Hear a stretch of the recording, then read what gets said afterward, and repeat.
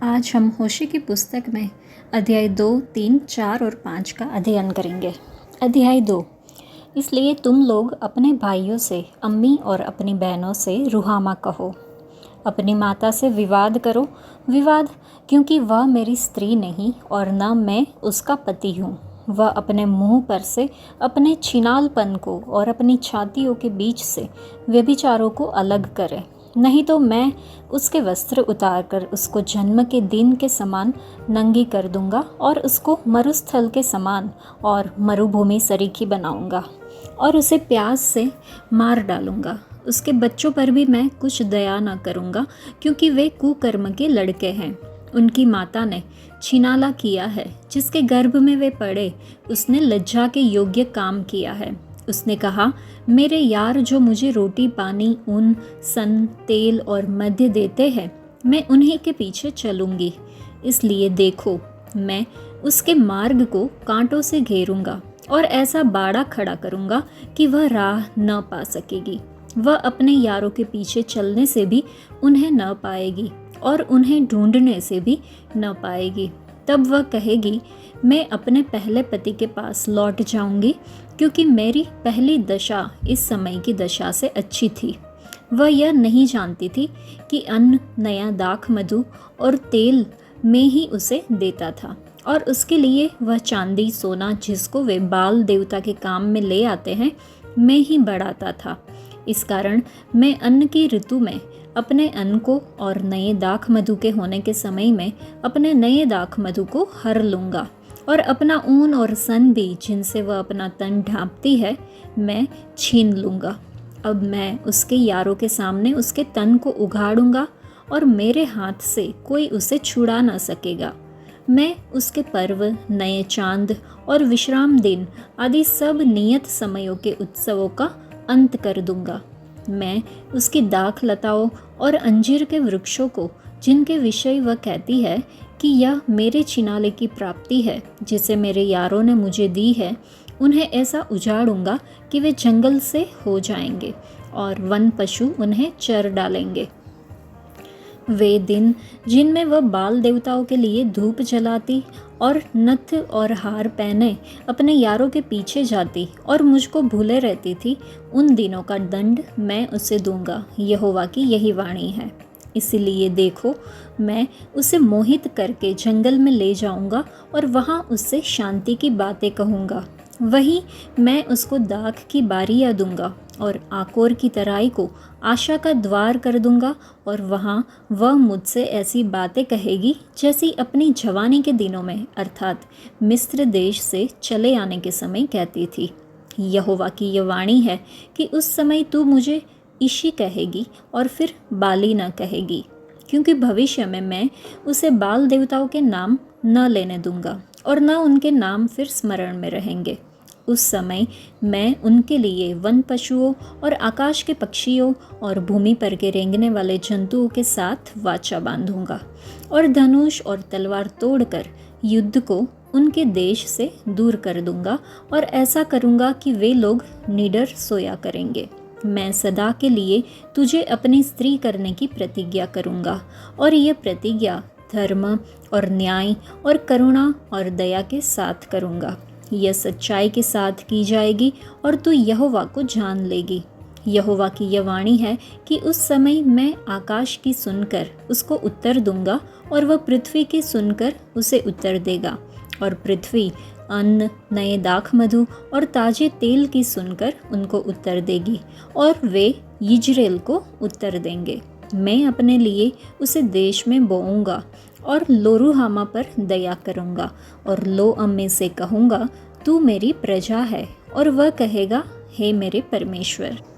इस अध्याय में परमेश्वर इस्राएल की बेवफाई पर अपना दुख व्यक्त करते हैं, लेकिन पुनर्स्थापना का वादा भी करते हैं। वह अपने लोगों को वापस लुभाने के लिए तरसते हैं, अनुग्रह और नवीनीकरण की पेशकश करते हैं।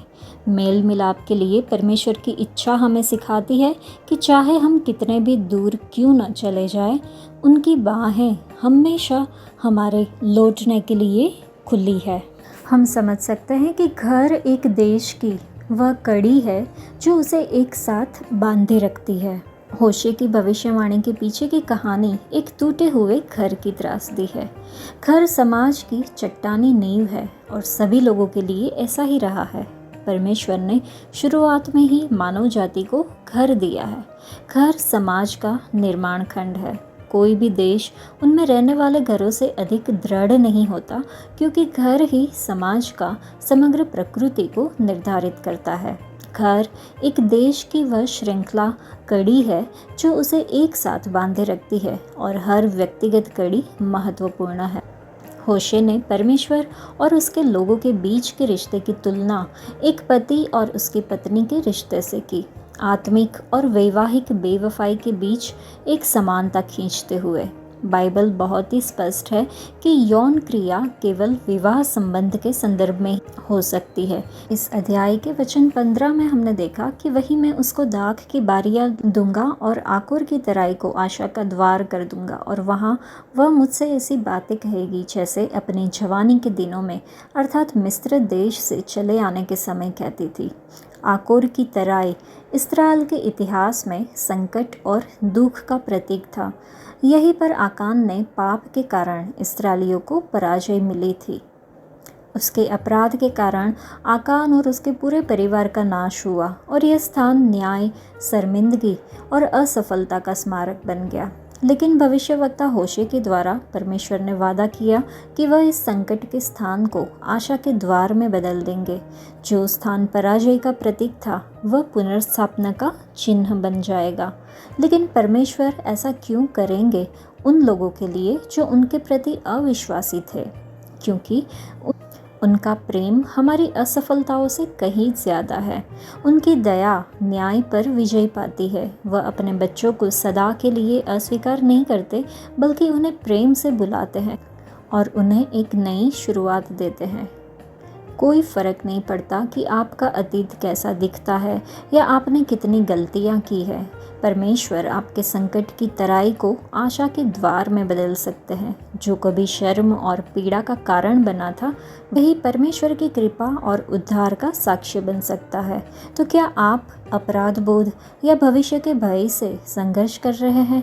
क्या आप आशा खो चुके हैं? निराश मत होइए। परमेश्वर दयालु और प्रेमी है। यदि आप पश्चातापी हृदय से उनकी ओर लौट आएंगे तो वह आपके लिए एक नया द्वार खोलेंगे। जो कुछ भी दुश्मन ने आपका नुकसान पहुंचाने के लिए किया था, परमेश्वर उसे आशीष में बदल सकते हैं।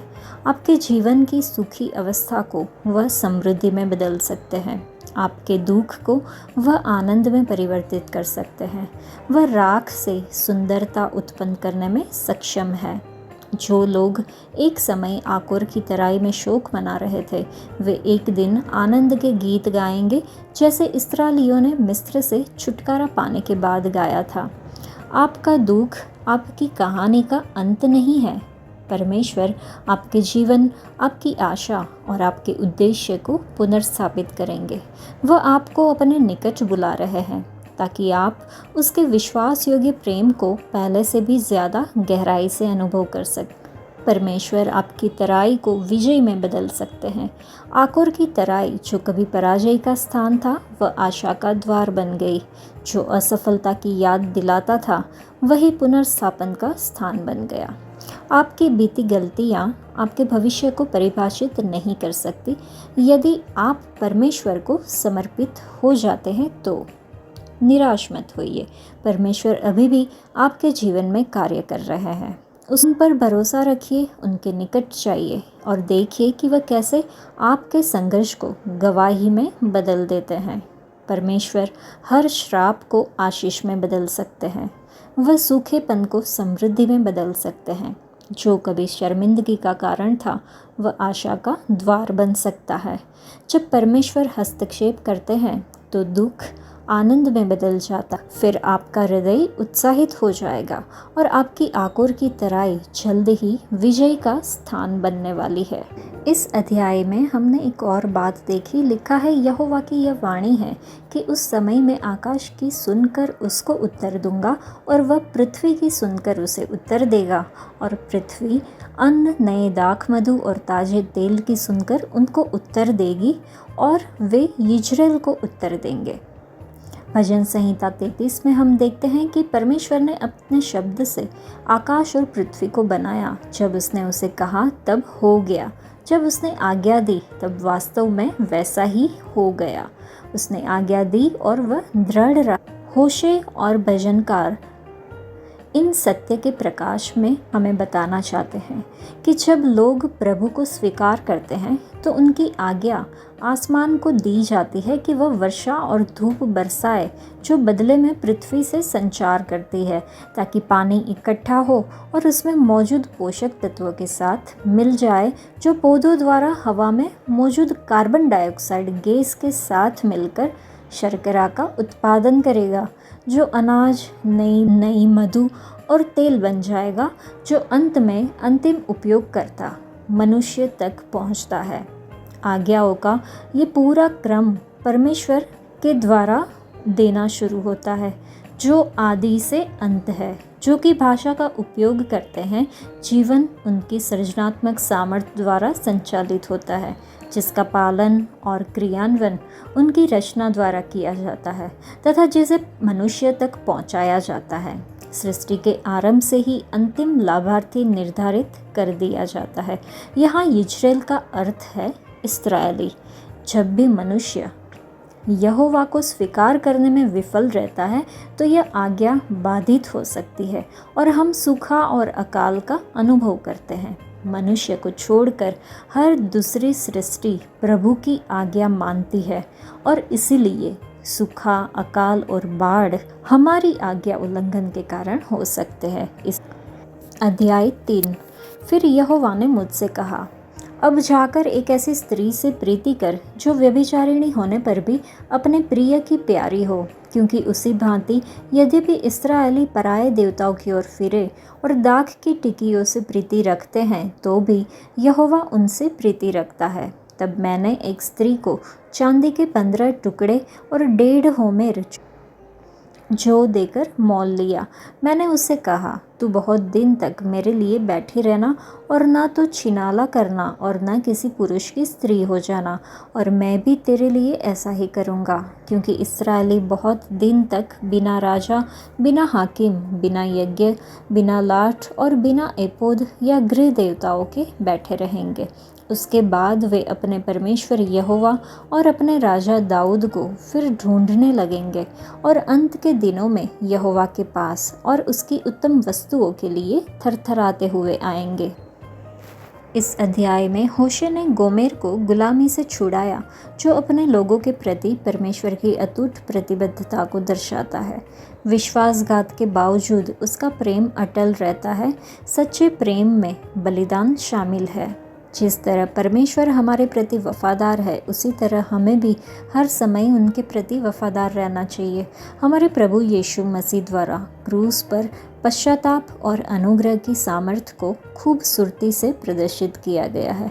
जिस तरह होशे ने गोमेर को छुड़ाया, उसी तरह मसीह हमें पाप से छुड़ाता है, जो उसके प्रेम की गहराई और दूसरों को क्षमा करने के आह्वान को उजागर करता है।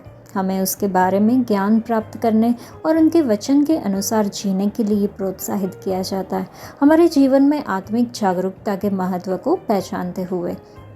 इस अध्याय के पहले ही वचन में हमने पढ़ा कि फिर यहोवा ने मुझसे कहा, अब जाकर ऐसी स्त्री से प्रीति कर जो व्यभिचारिणी होने पर भी अपने प्रिय की प्यारी हो।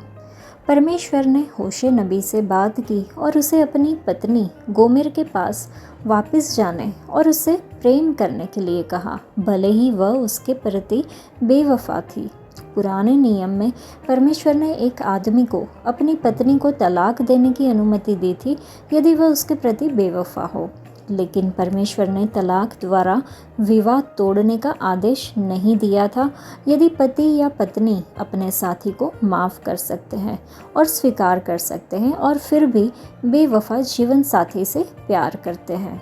परमेश्वर लोगों को तलाक देने का आदेश नहीं देते हैं, क्योंकि परमेश्वर तलाक से नफरत करते हैं। हम मलाकी की पुस्तक के अध्याय 2 में 16 वचन में भी देख सकते हैं। तो परमेश्वर ने होशे से कहा कि वह अपनी व्यभिचारी पत्नी के पास वापस जाए और उसे प्यार करे, क्योंकि परमेश्वर हमें बताना चाहते थे कि वह भी अपने लोगों से प्यार करते हैं जो उनके प्रति बेवफा है, क्योंकि वे विदेशी देवताओं के पीछे भागते हैं। परमेश्वर हमें बताते हैं कि हम भी व्यभिचार करते हैं जब हम आत्मिक रूप से उनके प्रति बेवफा होते हैं।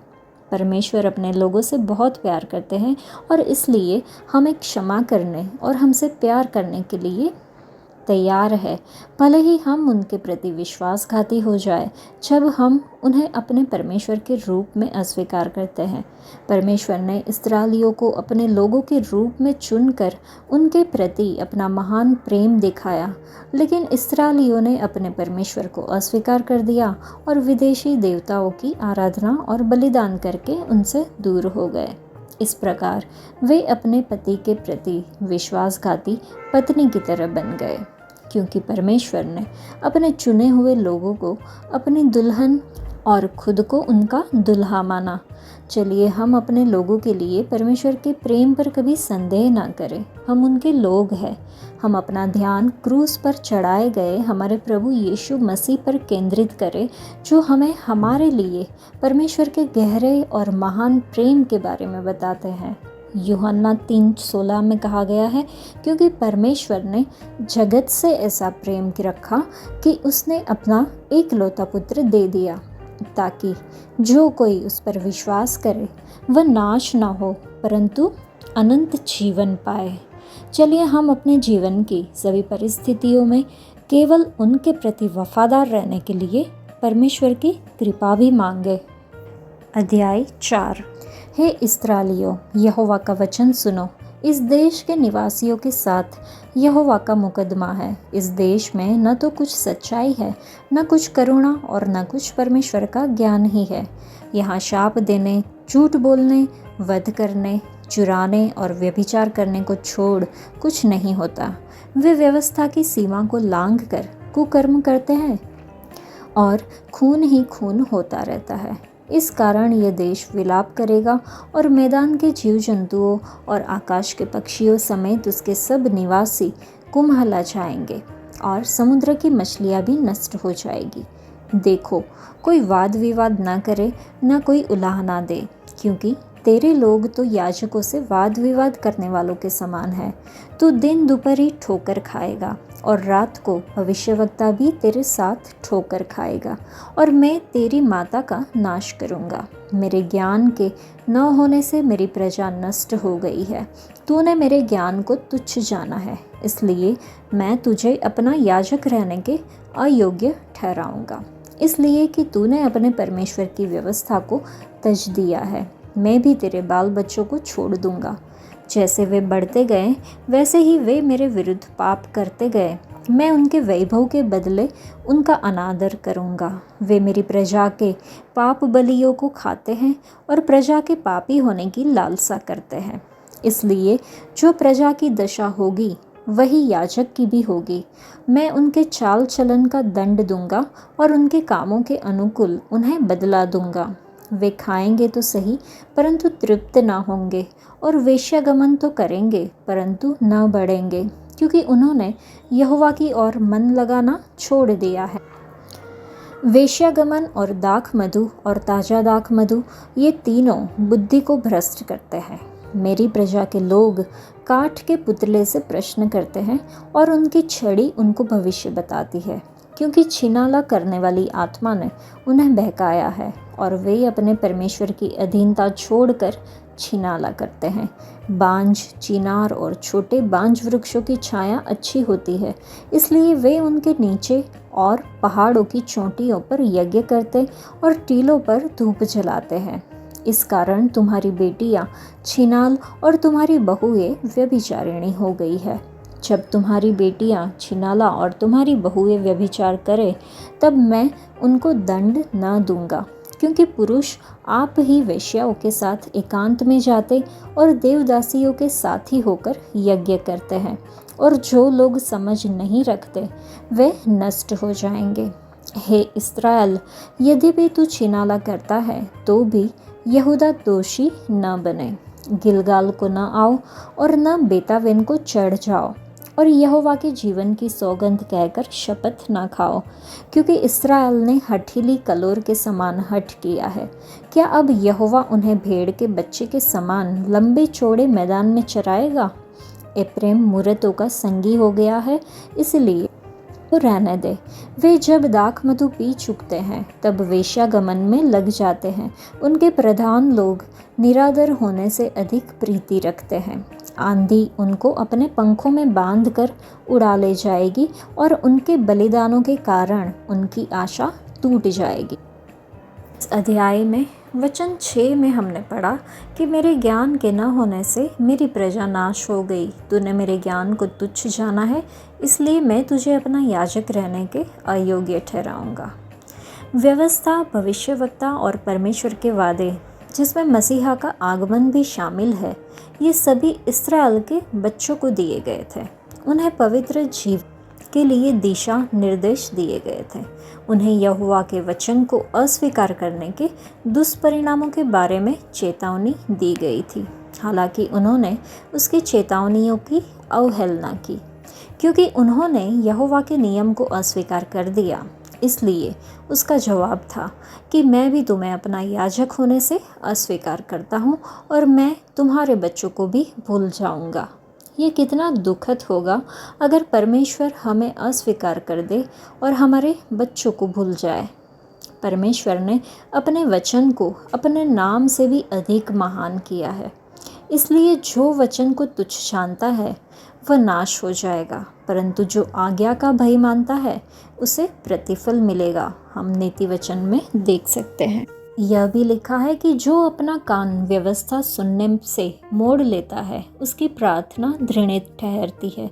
ये कैसा अभिशाप है। परमेश्वर ने मूसा के द्वारा इस्राएलियों को आज्ञा दी कि वे अपने बच्चों को यहोवा की आज्ञाएं समझाकर सिखाया करे। यदि कोई परमेश्वर की व्यवस्थाओं को भूल जाता है तो वह अपने बच्चों को कैसे सिखा सकता है। परमेश्वर उनके बच्चों को भूल जाएंगे। इस्राएल को दी गई चेतावनी पर आज मसीहियों को ध्यान देना चाहिए, क्योंकि बहुत से लोग झूठे सिद्धांतों से भटक रहे हैं। आज बहुत से लोग परमेश्वर के लिखित वचन की समझ की कमी के कारण बर्बाद हो रहे हैं। वास्तविक ज्ञान परमेश्वर के वचन को स्वीकार करना है। असली बुद्धि परमेश्वर के वचन का पालन करना है। हमें कभी भी सत्य के ज्ञान और स्वर्ग से प्राप्त बुद्धि को अस्वीकार नहीं करना चाहिए। हमें हमेशा सीखने का मन और परमेश्वर के वचन के लिए प्यास रखनी चाहिए। इससे प्रभु में हमारा विश्वास मजबूत होगा और हम उनकी भलाई और कृपा के योग्य गवाह बन सकेंगे। तो क्या हम परमेश्वर की वचन को स्वीकार करने और उनका पालन करने के लिए सावधान रहते हैं? क्या हम अपने बच्चों को परमेश्वर के वचन का अध्ययन करना और उसका पालन करना सिखाते हैं? यह हमें खुद को पूछना होगा। इस चौथे अध्याय में परमेश्वर इस्राएल के पापों और अपने लोगों के बीच ज्ञान की कमी पर विलाप करते हैं। वह उससे दूर होने के परिणामों की चेतावनी देते हैं। परमेश्वर की सच्चाई को अनदेखा करना विनाश की ओर ले जाता है। अध्याय 5। हे याजकों, ये बात सुनो। हे इस्राएल के सारे घराने, ध्यान देकर सुनो। हे राजा के घराने, तुम भी कान लगाओ, क्योंकि तुम्हारा न्याय किया जाएगा। क्योंकि तुम मिस्पा में फंदा और ताबोर पर लगाया हुआ जाल बन गए हो। उन बिगड़े हुओं ने घोर हत्या की है, इसलिए मैं उन सबों को ताड़ना दूंगा। मैं एप्रैम का भेद जानता हूँ और इस्राएल की दशा मुझसे छिपी नहीं है। हे एप्रैम, तूने छिनाला किया और इस्राएल अशुद्ध हुआ है। उनके काम उन्हें अपने परमेश्वर की ओर फिरने नहीं देते, क्योंकि छिनाला करने वाली आत्मा उनमें रहती है और वे यहोवा को नहीं जानते हैं। इस्राएल का गर्व उसी के विरुद्ध साक्षी देता है और इस्राएल और एप्रैम अपने अधर्म के कारण ठोकर खाएंगे और यहूदा भी उनके संग ठोकर खाएगा। वे अपनी भेड़ बकरियां और गाय बैल लेकर यहोवा को ढूंढने चलेंगे, परंतु वह उनको न मिलेगा, क्योंकि वह उनसे दूर हो गया है। वे व्यभिचार के लड़के जने हैं, इससे उन्होंने यहोवा का विश्वासघात किया है। इस कारण अब चांद उनका और उनके भागों के नाश का कारण होगा। गिबा में नरसिंगा और रामा में तुरई फूको। बेतावेन में ललकार कर कहो, हे बिन्यामिन अपने पीछे देख, न्याय के दिन में एप्रेम उजाड़ हो जाएगा। जिस बात का होना निश्चित है, मैंने उसी का संदेश इस्राएल के सब गोत्रों को दिया है। यहूदा के हाकिम उनके समान हुए हैं जो सीमा बढ़ा लेते हैं। मैं उन पर अपनी जलजलाहट जल के समान उंडे लूँगा। एप्रेम पर अंधेर किया गया है, वह मुकदमा हार गया है, क्योंकि वह जी लगाकर उस आज्ञा पर चला। इसलिए मैं एप्रेम के लिए कीड़े के समान और यहूदा के घराने के लिए सड़ाहट के समान होऊंगा।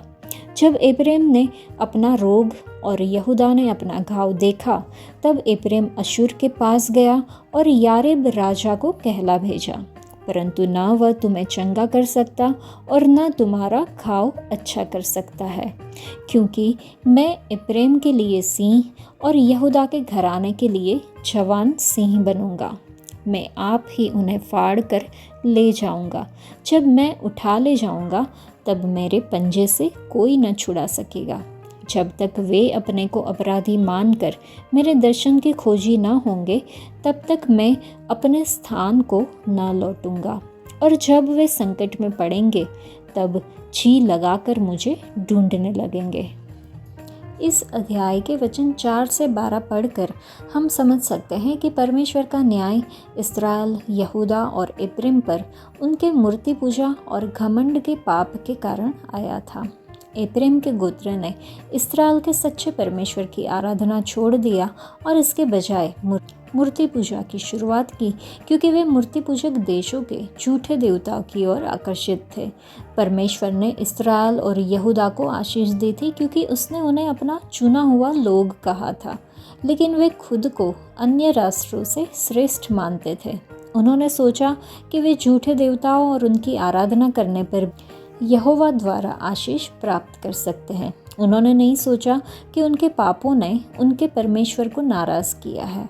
परमेश्वर ने इस्राएल, यहूदा और एप्रेम के देशों को मूर्ति पूजा के अपने पापों को दूर करने के लिए चेतावनी दी थी, लेकिन उन्होंने परमेश्वर द्वारा दी गई चेतावनियों की परवाह नहीं की और अपने पापों का पश्चाताप नहीं किया।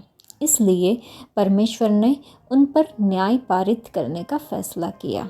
परमेश्वर ने अपने लोगों पर कृपा दिखाने से मना कर दिया जब उन्होंने उसके लिए बलिदान चढ़ाए और उसके नाम का सम्मान करने के लिए परमेश्वर के त्योहार मनाए। उन्होंने सोचा कि परमेश्वर को बहुत सारे बलिदान चढ़ाने से वे उन्हें खुश कर सकते हैं और परमेश्वर की कृपा प्राप्त कर सकते हैं, लेकिन परमेश्वर ने उनकी प्रार्थनाओं का उत्तर देने से इनकार कर दिया। परमेश्वर ने इस्राएलियों से कहा था कि वे अपने आसपास के मूर्ति पूजक राष्ट्रों के साथ न मिले, क्योंकि वे उन्हें अपने रीति रिवाजों का पालन करने और अपने झूठे देवताओं की आराधना करने के लिए लुभाएंगे। लेकिन इस्राएलियों ने परमेश्वर की आवाज़ सुनने से इनकार कर दिया और मूर्ति पूजक देशों के साथ मित्रता कर ली और उन मूर्ति पूजक लोगों से विवाह भी किया जिनसे परमेश्वर ने उन्हें मना किया था। इसलिए परमेश्वर ने उनके विद्रोह और अवज्ञा के लिए उन पर एक निर्णय सुनाया। परमेश्वर ने जैसा कहा था वैसा ही किया, और जब अशूरियों ने उन पर हमला किया तो एप्रेम को अपने परमेश्वर से कोई मदद नहीं मिली। परमेश्वर ने कहा कि वह उनके विद्रोह और अवज्ञा के कारण इसे एक उजाड़ देश बना देंगे। आज परमेश्वर हमें सभी परिस्थितियों में उनके प्रति वफादार रहने के लिए बुलाते हैं, ताकि हम स्वर्ग में हमेशा के लिए उनके साथ शासन कर सकें।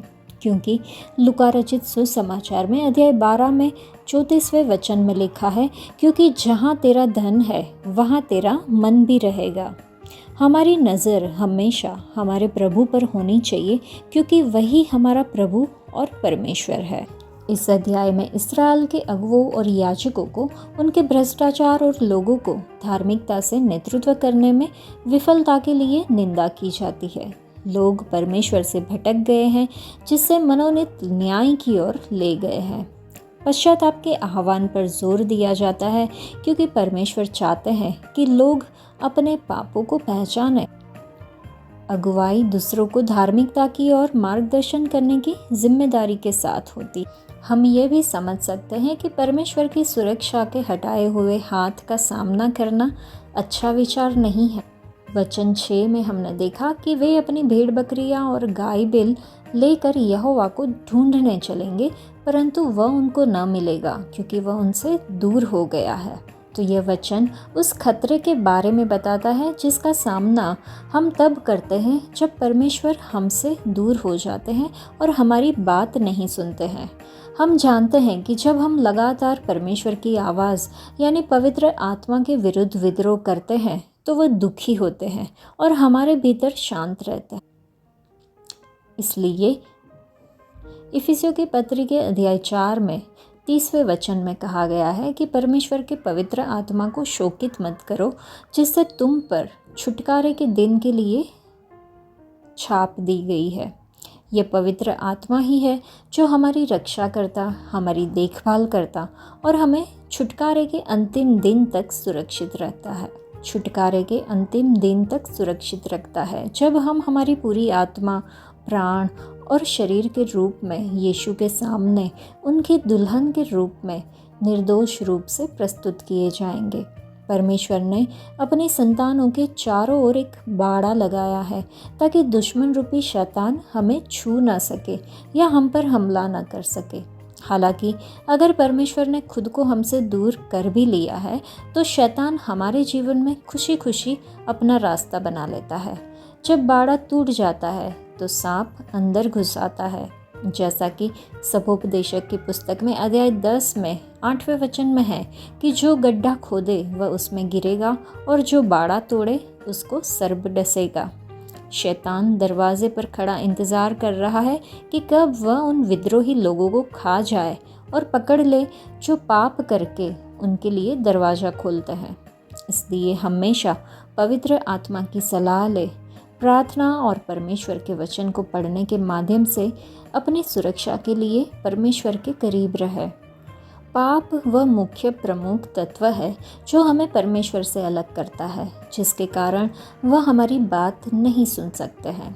यशायाह की पुस्तक में भी लिखा है, परंतु तुम्हारे अधर्म के कामों ने तुमको तुम्हारे परमेश्वर से अलग कर दिया है और तुम्हारे पापों के कारण उसका मुंह तुमसे ऐसा छिपा है कि वह नहीं सुनता। हम पापी हैं जिन्हें अनुग्रह द्वारा बचाया गया है और केवल अनुग्रह के द्वारा ही यीशु हमें शत्रु से बचा सकते हैं, केवल तभी जब हम उनके वचन के अनुसार ईमानदारी और आज्ञाकारिता में चलने का चुनाव करते हैं। हम हर समय उनकी सलाह को अनदेखा करके हमारे तरीकों के अनुसार चलने और उनसे ये उम्मीद करने का चुनाव नहीं कर सकते कि वह हमारे लिए मौजूद रहेंगे। सुरक्षा का एक नियम है, शैतान परमेश्वर की संतानों को परखने की अनुमति मांग सकता है और कभी कभी परमेश्वर शैतान को पुराने नियम में अय्यूब की तरह परखने की अनुमति भी दे देते हैं। हालांकि इस्राएल के मामले में उन्होंने परमेश्वर की बार बार और अंतहीन सलाहों की अवहेलना करना चुना और संप्रभु प्रामाणिक सच्चे परमेश्वर यहोवा के बजाय मूर्तियों के साथ व्यभिचार करने का चुनाव किया। इसलिए यहोवा भी उनके नुकसान के लिए उनसे दूर हो गए जब तक वे केवल उनका परमेश्वर के रूप में सम्मान और आदर करना नहीं सीख गए। यह हमारे लिए एक सबक है कि पाप पूर्ण कार्य और सच्चे प्रामाणिक परमेश्वर से अलगाव हमें लाभ नहीं पहुंचाता है, लेकिन उनकी आज्ञा पालन करने से हमें सच्चा जीवन और उद्धार मिलता है। आज के लिए इतना ही। परमेश्वर आप सबको आशीष दे। धन्यवाद।